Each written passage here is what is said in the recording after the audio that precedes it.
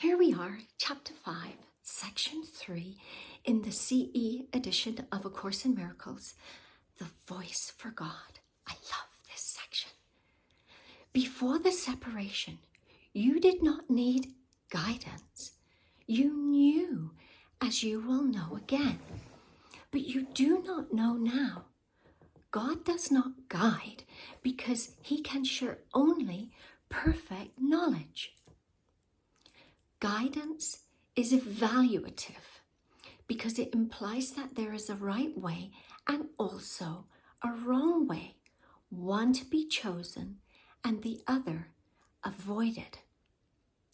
By choosing one, you give up the other. This is a conflict state. It means that knowledge has been lost because knowledge is sure. Yes, God only knows one way. It's unknowing, but we've created another. God is not in you. You are part of him. When you willed to leave him, he gave you a voice to speak for him because he could no longer share his knowledge with you without hindrance. Direct communication was broken because you had made another voice through another will. The Holy Spirit calls you both to remember and forget.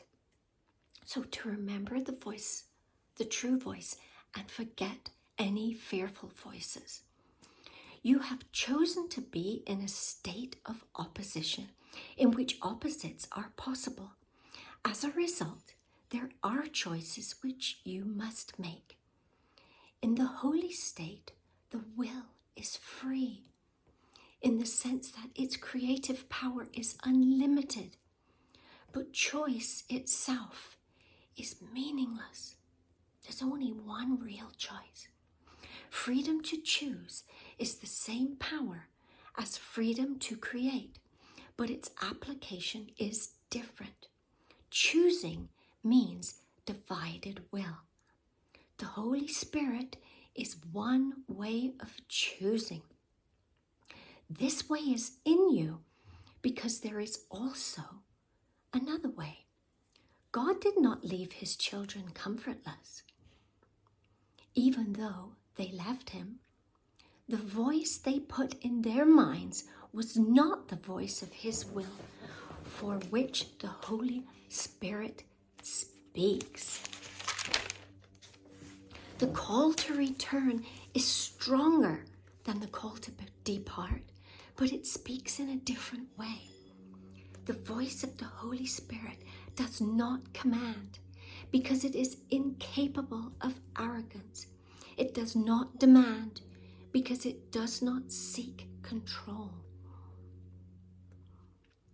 It does not overcome because it does not attack. It merely reminds. It is compelling only because of what it reminds you of. It brings to your mind the other way, remaining quiet, even in the midst of turmoil you have made for yourself. The voice for God is always quiet because it speaks of peace. Yet peace is stronger than war because it heals. I love that. War is division, not increase. No one gains from strife. What profiteth a man if he gain the whole world, and lose his own soul? This means that if he listens to the wrong voice, he has lost sight of his soul. He's lost the truth, the connection to his truth. This means that if he listens, he cannot lose it, but he can not know it. It is therefore lost to him until he chooses right.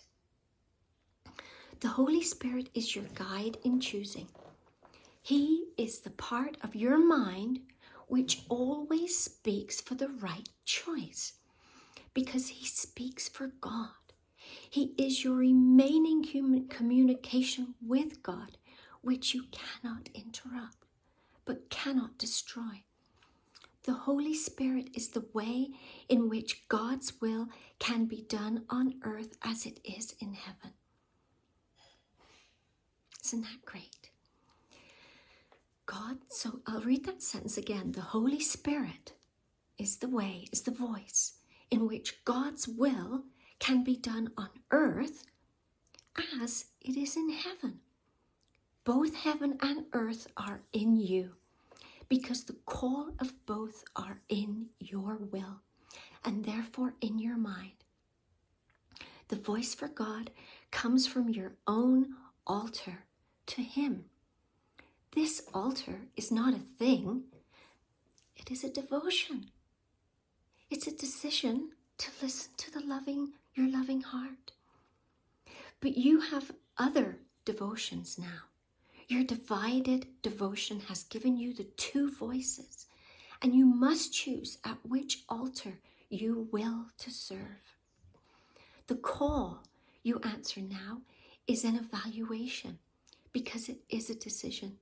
The decision itself is very simple. It is made on the basis of which call is worth more to you. Which call is worth more to you? My mind will always be like yours, because we were created as equals. It was not only my decision that gave me all power in heaven and earth. My only gift to you is to help you make the same decision for yourself.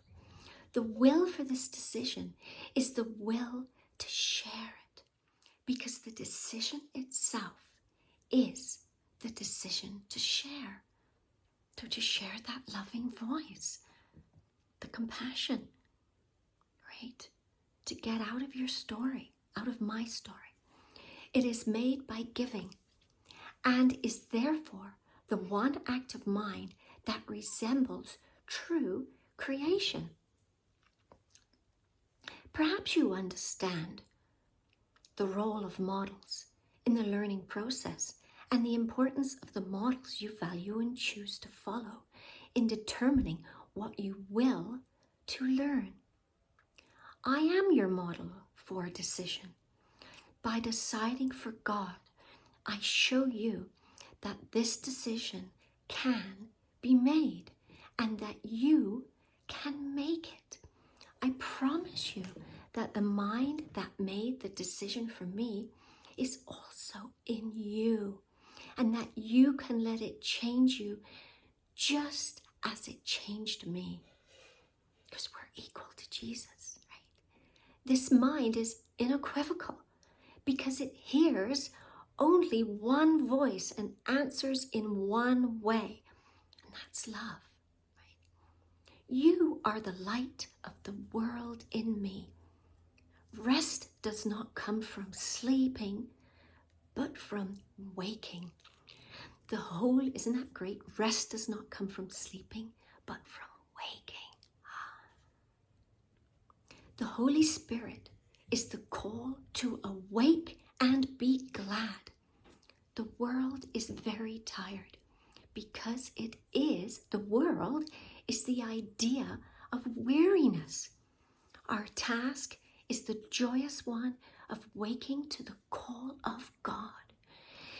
Everyone will answer the call of the Holy Spirit, or the sonship cannot be as one.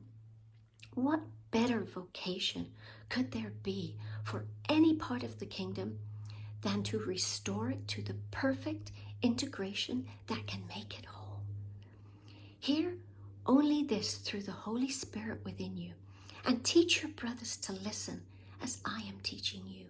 When you are tempted by the wrong voice, call on me to remind you how to heal by sharing my decision and making it stronger.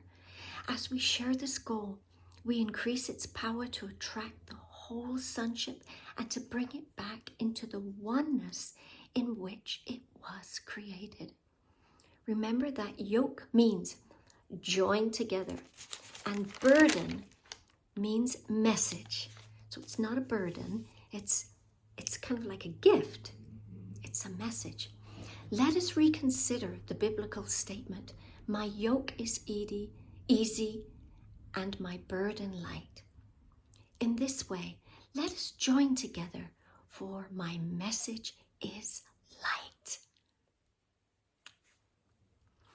I came to your mind because you had grown vaguely aware of the fact that there is another way or another voice. Once you gave this invitation to the Holy Spirit, I could come to provide the model for how to think. Psychology has become the study of behavior, but no one denies the basic law that behavior is the response to motivation, and motivation is will. I have enjoined you to behave as I behaved, but we must respond to the same mind to do this. This mind is the Holy Spirit, whose will is for God always. He teaches you how to keep me as the model for your thought and behave like me as a result. The power of our joint motivation is literally beyond belief, but not beyond accomplishment. What can we accomplish together has no limits, because the call for God is the call to the unlimited. Child of God, my message is for you to hear and give away as you hear the answer, the Holy Spirit within you. And I gave a very minute-long clip on how to hear the voice of the Holy Spirit. If you want to listen to that, it's in another clip. Okay, thank you for joining me today. Listen to that voice of unconditional love. Ask yourself, what is the most loving thing I could say to myself right now? And that is the voice of the Holy Spirit. That is the portal, and because that voice is within you. Have a blessed, beautiful day, and thanks for listening.